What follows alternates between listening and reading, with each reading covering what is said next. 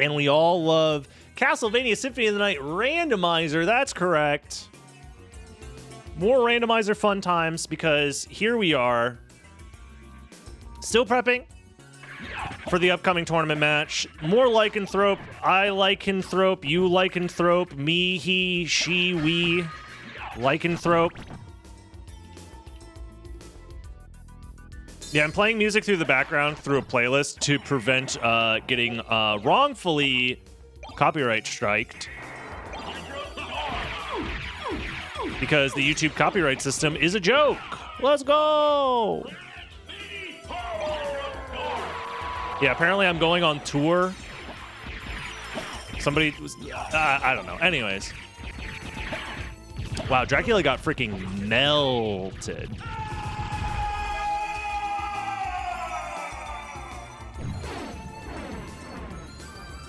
Well, the randomizer does normally just randomize the music, so this is basically the same outcome as having random music. It's just that the music is playing constantly, which is fine. The soundtrack is banging, so. Plus, we get to hear songs that you wouldn't get to hear otherwise because they don't get randomized into the pool the same way.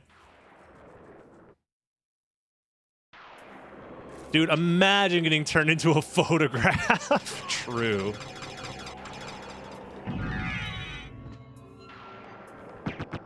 I like this better because you do get to hear the tracks all the way through as well, yeah. Because every time you pause the game or reload an area, it like messes with the music. So I think this is a better solution overall, personally. This is the same thing I'll be doing when I speedrun on Xbox as well, because I'm going to mute the music when I play on Xbox. Revenant, thank you for the tier 1. How you doing? I appreciate the support. Graham, nice. Yeah, subscribing on Twitch is great to help support myself as I, do this as a job. You could also, if you're watching on YouTube, subscribe for free. Isn't that crazy? Shit's literally free. You just click the button and it happens. And I would like for you to do that because I would like to get Dragon Blitz Daily to 10,000 subscribers before the end of the year. Will it happen? I don't know. But it's up to you to click the button and find out if we can make it. This is a weird start. Jewel of Open and Gravity Boots as the first two relics. 2.5 minutes in.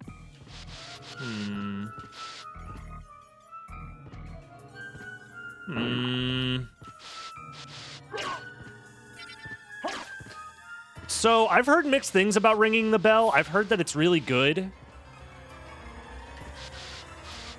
for like specific videos. Like if you want a specific video to do really well, if a lot of people ring the bell while watching that video, it helps a lot. But I don't know, because a lot of the stuff is freaking insider secret trader knowledge that YouTube doesn't, give away for free. So that's just how it is. So you got me drooling at the prospect of the Dark Wolf strat, yeah. I mean, I might as well just go do it. What's stopping me from going straight to the Spikebreaker location? Nothing, really. I think that's probably the correct play here. Right? Although I do kind of want to get the Aurochs Warp first before doing that.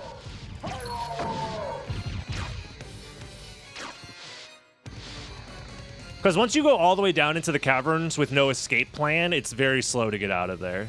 So having a warp at the very least is a nice idea.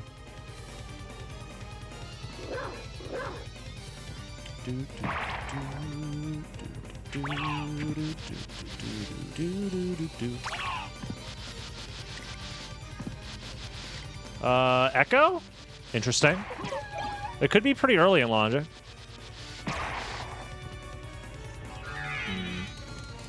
Gotta ring the bells like it's Dark Souls 1. Hell yeah. Y'all ever get the urge to play Dark Souls and then you get like halfway through and you're like, oh yeah, the rest of this game fucking sucks. Me, every time I boot up Dark Souls, I'm like, boy, oh boy, I sure am having a lot of fun. And then everything past Anor Londo is like, oh, I wish I didn't decide to play Dark Souls. Because the rest of this game fucking sucks. I'll get the potion. You're actually finishing the last half right now? Well, good luck. I wish you nothing but the best of luck.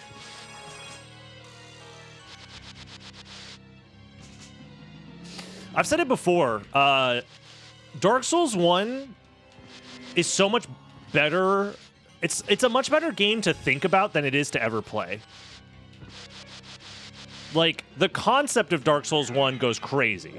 Dark Souls 1, the Dark Souls 1 that exists in my brain is the best game of all time. But actual Dark Souls 1, playing through it in real time as a human being,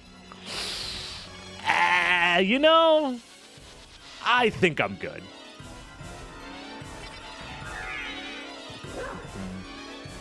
Like, if I do kind of want to learn some of the basic Dark Souls, like, skips, just for casual playthroughs.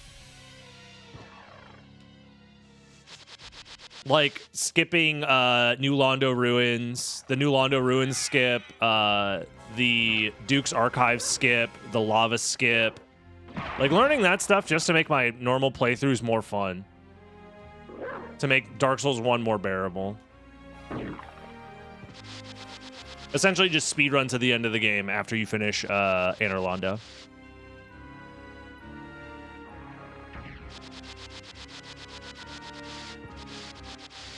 How would I explain the concept?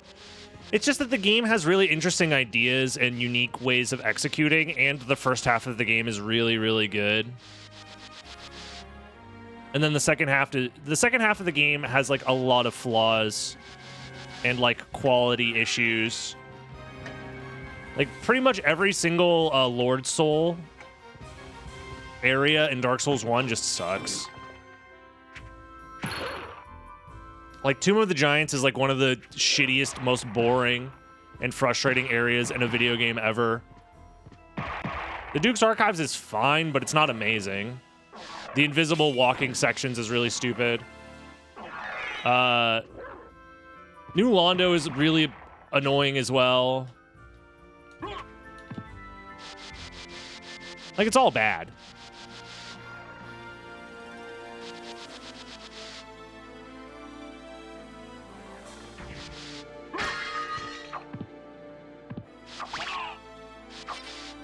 Nah, I would never consider, like, trying to speedrun Dark Souls.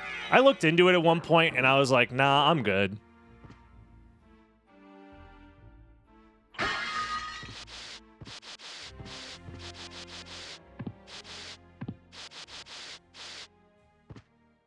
Well, Elden Ring is fun, but Elden Ring has, like, kind of a similar problem where, like, half of the game is not fun. Maybe not half the game, but there's a large section of Elden Ring that is just not fun. In my opinion. I guess we gram it up. It's mostly Mountaintops of the Giants is really boring. Riding on your horse for like 30 minutes to get anywhere is really boring. Like the beginning part of the game is just ride on your horse for 30 minutes and like collect various items, which I don't personally like. I don't like how much setup there is to every playthrough.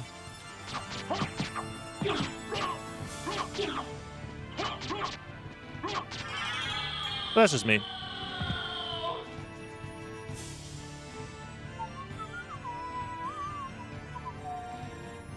Nothing, dude. Where's all the relics? What the heck? Yo, what up, July, man?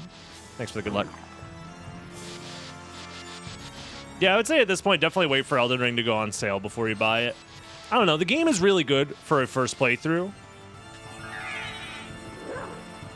Like 80% of the game is amazing on your first playthrough, and then every subsequent playthrough, I would say maybe only like 40% of the game is actually worth replaying. But Elden Ring on a first playthrough goes crazy, especially if you are a big fan of just exploring stuff. Because boy, oh boy, Elden Ring lets you fucking explore. Wow, I'm really bad at the game. I can't be messing this up. That's like super basic movement. Dude. Holy shit, I'm turning into fucking XQC.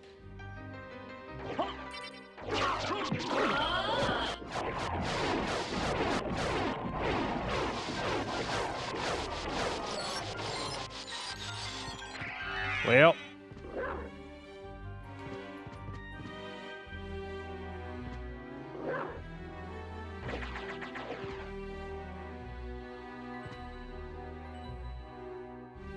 Yeah, I think I'm the kind of gamer that, like, really enjoys the exploration aspect of video games, and then a lot of the other aspects that video games try and put in on top of that end up being more frustrating than they are fun. Like, my playthrough of Tears of the Kingdom, I got significantly less enjoyment out of the game once the game is like, okay, you have to actually, like, do stuff now. Like, you can't just run around and explore the map because you've already collected all of the map. It's like, oh, well, now I have to, like, fucking play the game, I guess. And then it became significantly less fun. Oh, shit, I'm bad. Dude, I'm playing really bad right now.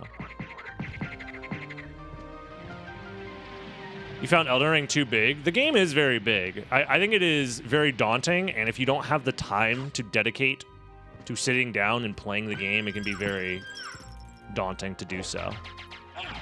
Should I have saved this for later? Probably, actually. Now that I think about it, I should have saved this for later.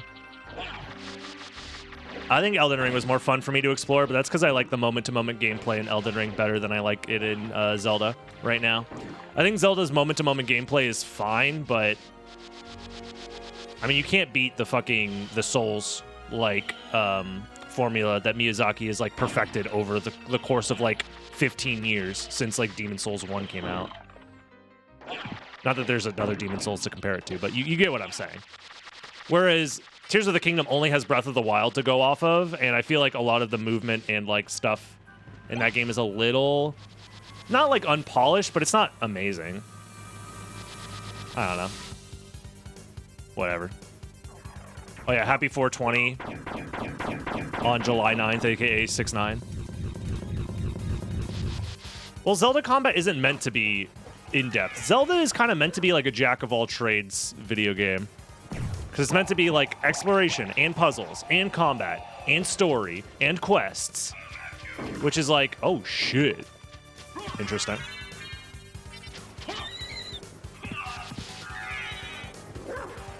Did I say July? I meant June. My bad. Yeah, no, Demon Souls 2 is happening. Miyazaki DM'd it to me. I actually have the game's source code downloaded on my laptop.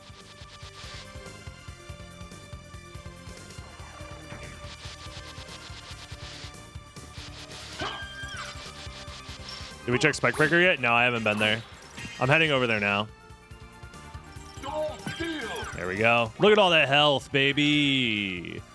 Stonks right there.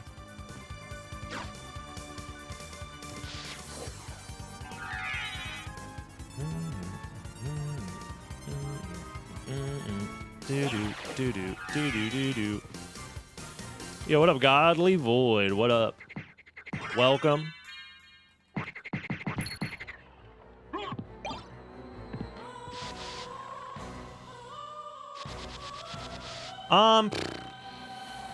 I should check Mermaid, actually. Yeah. Because I found it locked behind Flight. It's probably in my best interest to go check that right now. And then we'll do Spikebreaker location. I mean, Spikebreaker's always available. It's not going anywhere.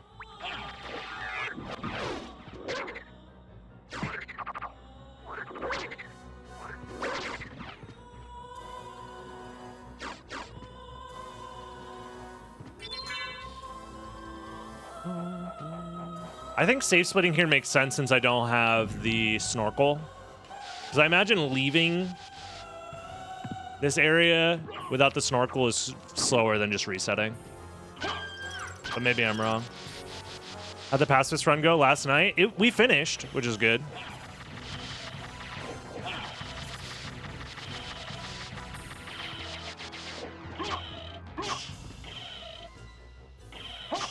I plan on doing another pacifist run today and getting a better time.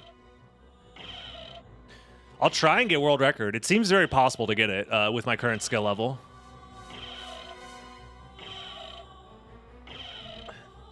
Yeah, I have a setup for Lesser Demon Skip now that works 100% of the time, which is good. Get me off the boat. I just want to go down here and check this item. Okay, cool.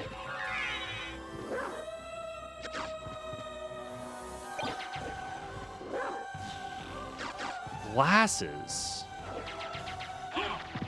So the current...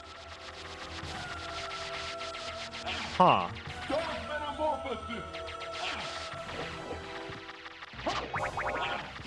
This is very strange.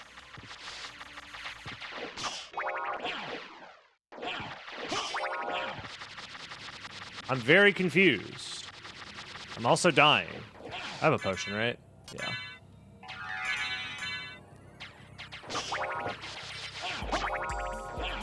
Or should be fine now.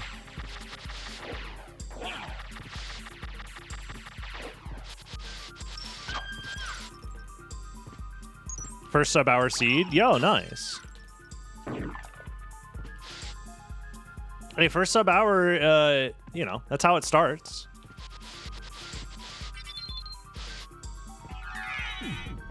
That's how it starts.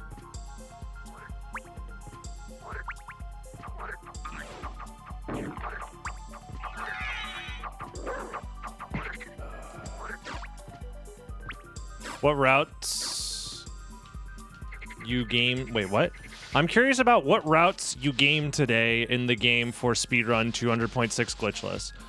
That is a good question. I wish I understood the question, but it's probably a good one.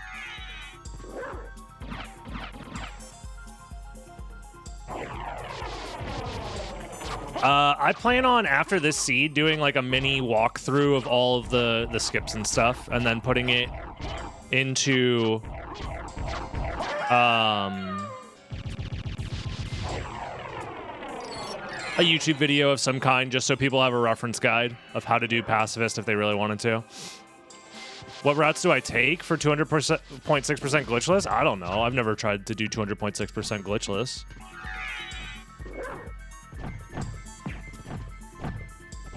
I mean, you can just do whatever. I don't know. It's not like that's like a speedrun category that is like popular or interesting, in my opinion. So, yeah, this is going on YouTube. I pretty much post every randomizer on YouTube, just because it's a nice way to have videos ready every single day.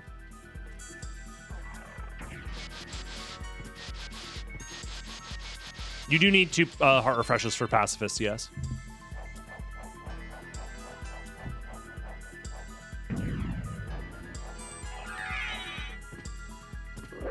All right, let's do the new skip. I don't know, 200.6% glitchless might be interesting. I doubt it, but it might be. I won't say no, like it's impossible for it to be interesting.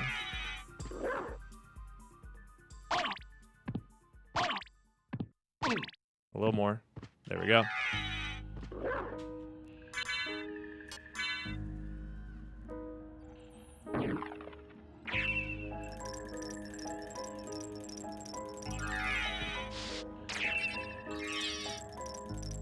Oh, I've been drinking water, don't worry.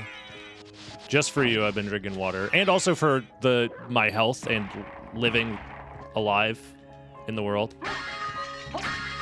Dude, that skip is so easy, bro. It's so easy, bro. Dude.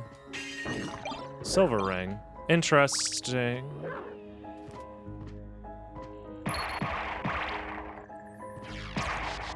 Very interesting. Yeah, beating the game with only 69%. Now we're talking. That's the real speedrun category that people are too afraid to do.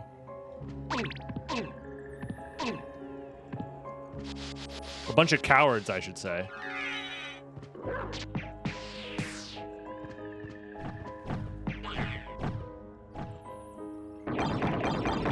Library card, nice.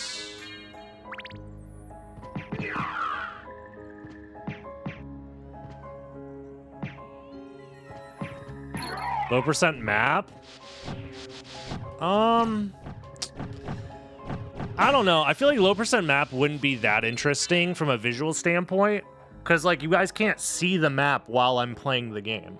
So I would have to like show off the map anytime I did anything that skipped map. I don't know. Like it's a cool idea until you think about it for more than 2 seconds. Which unfortunately is the issue with like 99% of like ideas that chat ends up giving me for content ideas. Like, oh, it would be an interesting idea. Like, huh, yeah, what is the lowest possible map? I want to know. But then it's like, is it worth doing an entire run to show that off? I think it would make for a bad live run, but it would make for a decent YouTube video. Does that make sense? Because I don't think watching me do low percent map live would be interesting. But like watching me put together a YouTube video after the fact could be interesting. But I think that that has more to do with the fact that you can edit out the boring shit and explain things better in a YouTube video than you can in a live stream.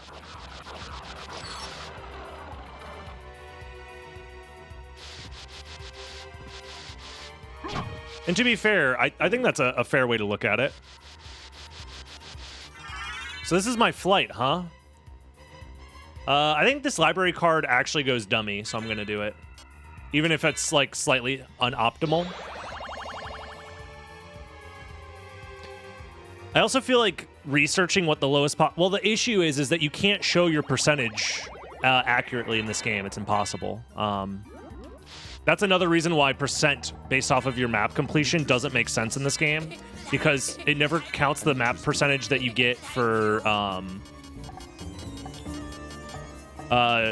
going to Dracula. Alucard Shield is probably just the pickup. Yeah. It's literally just Alucard Shield. Thank you. Farewell for now. So it's like you can't even like confirm the map percentage properly. Oh my god, I'm bad. Because the game only checks your map percentage from your last save, not from completing the game. The 0.6 and 200.6 just refers to, like, stuff hidden behind breakable walls, generally. That's, like, the best way to think about it.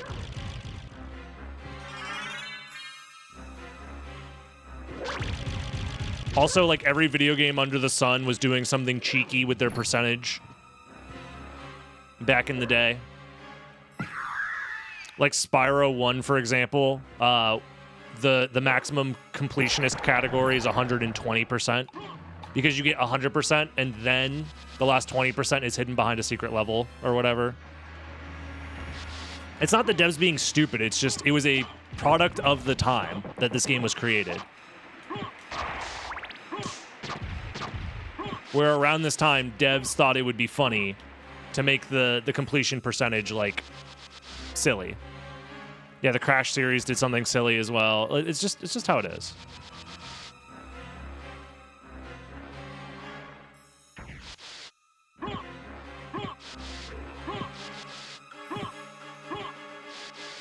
I guess I should do this, actually.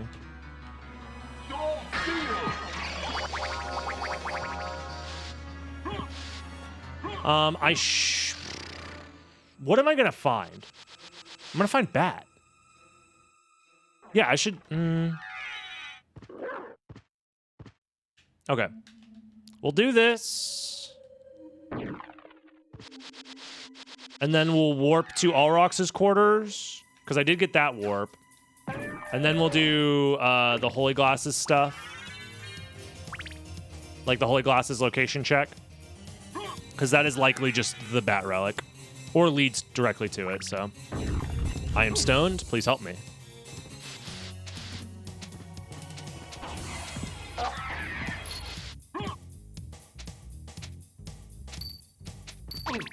I don't know. Maybe one day. Maybe I will do, like, silly challenges and, like, stuff like that if I ever run out of content. But I also want to, like, do games that aren't just SotN. So, like, not to say that I'll give up doing, like, SotN content, but it's like, it would be nice to not have to rely on just this game for all the content that I produce for the rest of my life. Since this game, you know, is good. It's great. It's my favorite game. But I feel like for security reasons, it would be nice to have people interested in multiple things, not just the one thing. What's going on? I'm doing a randomizer practice to prepare for the tournament match that I have coming up in 2 days.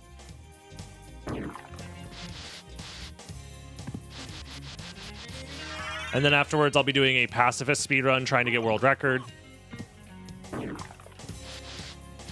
And generally, we're just having a good time, hanging out. I appreciate the advice, but as I said earlier, Twitch chat advice is like, do dog shit bad 99.9% of the time. But I'm glad that you guys are interested enough to try and give me advice.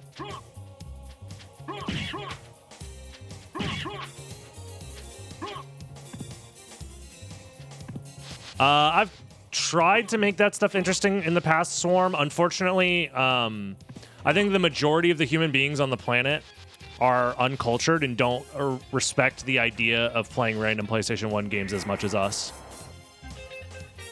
However, if I did that shit with N64 games, people would go crazy.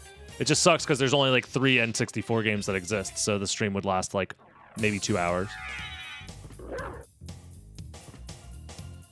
But yeah, it would be nice if I could create that same feeling. Because it's one of my favorite feelings in the whole world, is sitting down with some friends and booting up some random PlayStation games at a GDQ. Sorcerer's Maze? Have I shown I think I've played Sorcerer's Maze on stream. Maybe not. I don't know. I think it's one of those things that's like, I either don't have the skills or resources to create content that can exemplify that feeling, or it's just impossible. I don't know. I've yet to find a way to share that feeling with others the same way that I get to when I'm in person at a GDQ. What about SNES? SNES is like not a library of games that I care about in general. The SNES had like good games, and then everything else was just, you know, forgettable and bad and not worth looking at. Where at least the PlayStation 1 was during an era where a lot of things were very interesting. What? Wait, what? Is that a random Vlad? Because that's not the... No, that's the final Vlad. Yeah, that's final Vlad. That's final Vlad. We're good. I forgot where we got Silver Ring from. Yeah, no, that's final Vlad.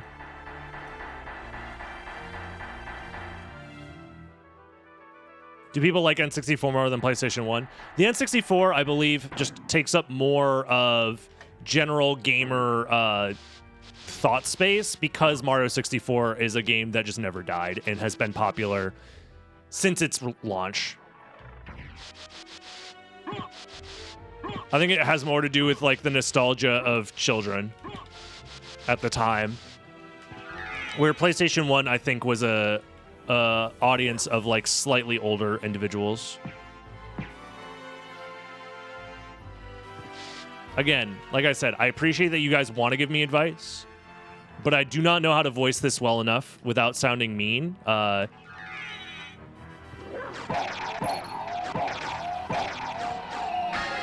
Random people in Twitch chat who have never attempted to create content as their job likely will not have the enough perspective to give good advice. So it ends up being poo-poo, stinky, bad, and dumb. But on the surface seems okay because there's a lot of context missing, which is not your fault. It's not your job to understand this. But a lot of context gets lost. And saying play Minecraft, even if you're saying it ironically, is not good advice.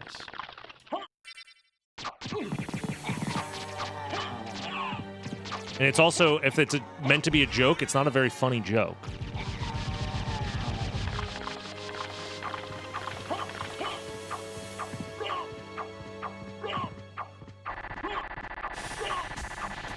See, that's the thing is I think the PlayStation 1 is one of the greatest consoles ever made for many reasons. Because it was created at this perfect time in gaming where, like, things were still evolving. 3D was new. For whatever reason, every single PlayStation 1 game had to have, like, a 5-minute long FMV cutscene at the start of the game. Like, there's just so much charm to it that is just lost after this generation. Like, even going into the PS2 era, a lot of, like, the jankiness that is, like, funny that exists in most games is, like, kind of, like, ironed out at that point. A lot of creative tropes just kind of get, like, more solidified, where, like, genres were a lot more flexible on PlayStation 1. Granted, there is a large portion of games that are just, hey, especially the later generation or later released PlayStation 1 games, it's like, hey, fucking, you know what did really well? Crash Bandicoot. Can we make our own Crash Bandicoot?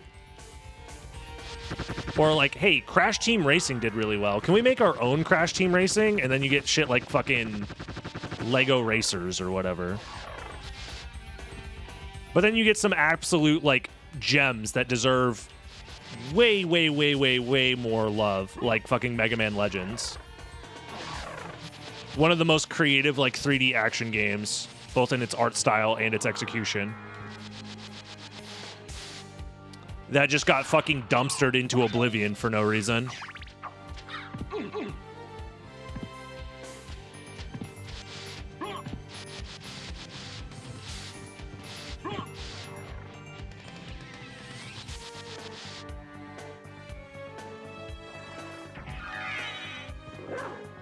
No, I'm willing to admit that most of the things I find charming are mostly nostalgic for me, for sure. And that's one of the reasons why, like, attempting to create or share that experience with others is very difficult. And then also making that into content is very difficult. It's one of the reasons why me booting up Evil Zone on stream, like, everybody fucking scatters. They're like, oh shit, this guy's talking about Evil Zone again. Gotta get out of here.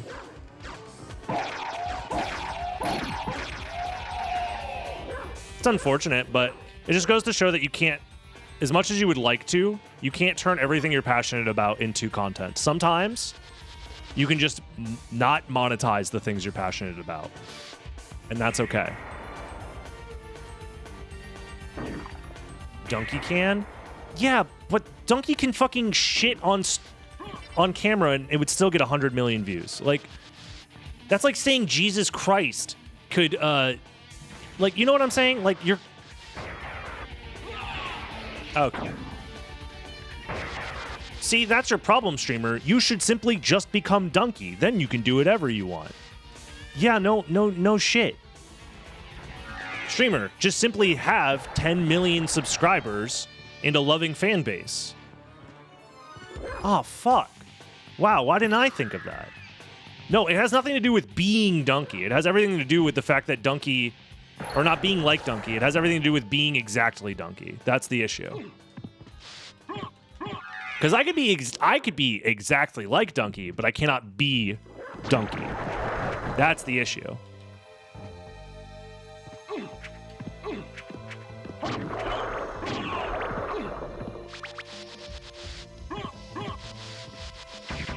And I think a lot of, like, beginning or fledgling content creators don't understand that concept either. Which is, like, somebody else can do the same exact content as you and get infinitely more traction because of who they are. And there's nothing you can do about it other than just cry. And that's okay. What the fuck is going on? Huh? Where's Bat? In the second castle? Really? When did I get holy glasses? Oh, holy glasses was Merman. I forgot. Okay, never mind. I know what's going on. Yeah, exactly. Like, that's like expecting to boot up Fortnite and all of a sudden have everybody think that you're the next ninja just because you're playing the same game. Like, that's just not how it works.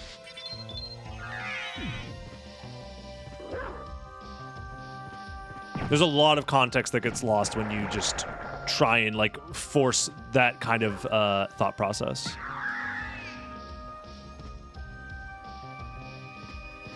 There's actually a really great video that discusses that exact phenomena.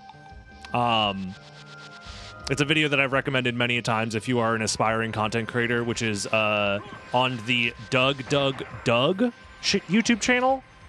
It is called Doug's Guide to Content Creation. Definitely would recommend 10 out of 10. I was hoping for Kirby Lamau. Hey, back in the day, my Kirby speedruns went crazy. Back when I was 19 years old and was streaming for like the first 3 months of my streaming career. I had second place for Kirby Meta Nightmare 100% for a very long time.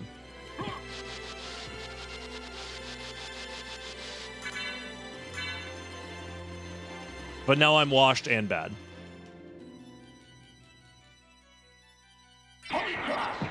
Did you just link the Doug video? Is that what this is?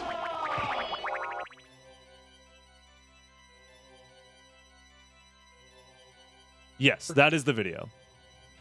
Definitely recommend. If you're interested in content creation, watch the whole video and take notes. The newer Kirby games are super fun. I haven't played any of them, actually. I haven't played the last Kirby game I played was Squeak Squad on the DS, which was good.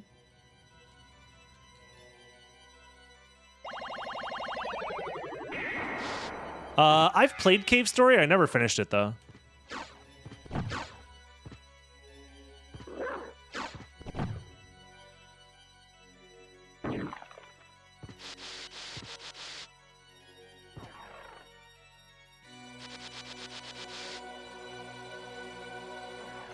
Trying to do SotN speedruns? Do it. It's a lot of fun. Hopefully you can get that figured out for you. Highly recommend Forgotten Land. See, I don't know if I just fell out of love with the concept of Kirby. I feel like as a kid, it was a lot of fun.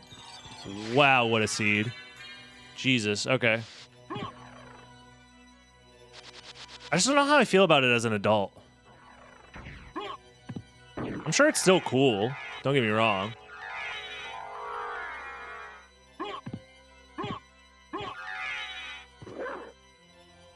But I feel like it just doesn't hit like it used to. Like even the Kirby games that I used to love as a child, I don't really vibe with that much anymore, even with the nostalgia. So I don't know if it's just like the Kirby games or Kirby as a series I've just kind of fallen out of love with. I did replay Crystal Shards recently, and I had fun. But come on. Venom. What am I doing? Let's just ignore everything.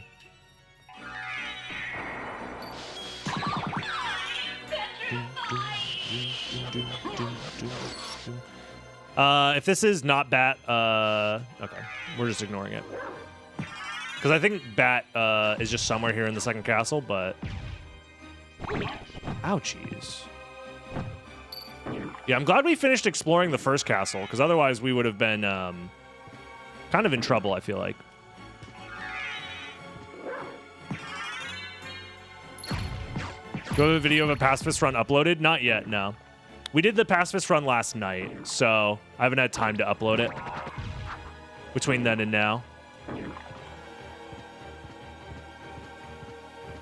I have no mana. I have a mana prism, right? Yeah, I have two. I'm also poisoned, which means I'm not refilling mana.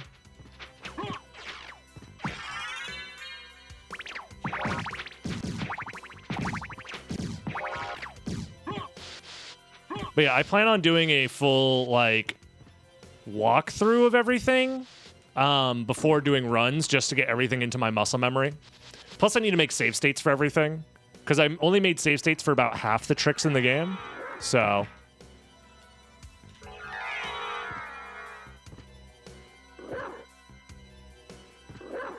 I was trying to boost. Come on, just do the boost.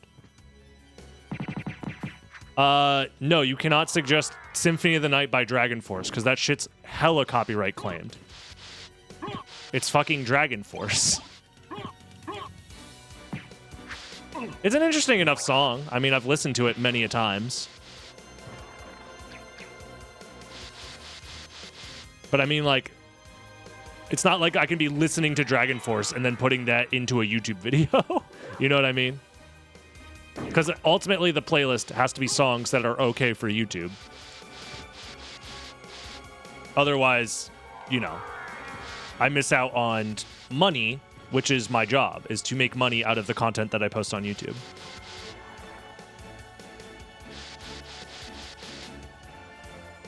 Are you okay, DJ? Like, why do you... what? Why would you... You're fine. Just be normal. Just be normal, bro. Is backdashing on a PS1 controller more difficult than Xbox? It depends. Yeah, I would say it's a little more difficult.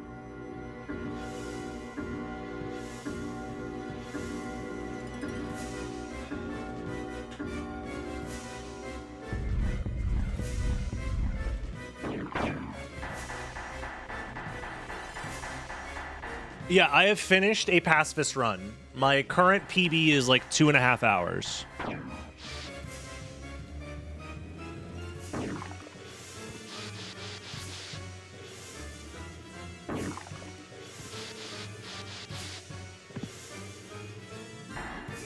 My opinion about the N64 is that it is a console with, like, at most 10 good games, and the rest are dog shit bad and not worth playing.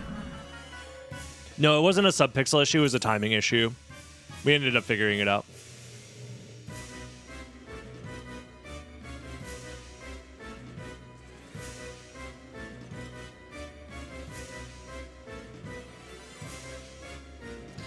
No, the Blitzbox is a controller that's used for specific games and specific categories. Like, whenever I eventually go back to doing Richter speedruns, I'll be doing it on the Blitzbox. Nice. 4209. 2 fast seeds today. I'll take it. I will indeed take it. Hey, YouTube. I know you're watching right now, because how else would you be able to hear me say this? But subscribe if you still are watching. And also check out the live stream, twitch.tv/DragonBlitz. I'd love to see you here. Have a good one. Bye-bye, YouTube.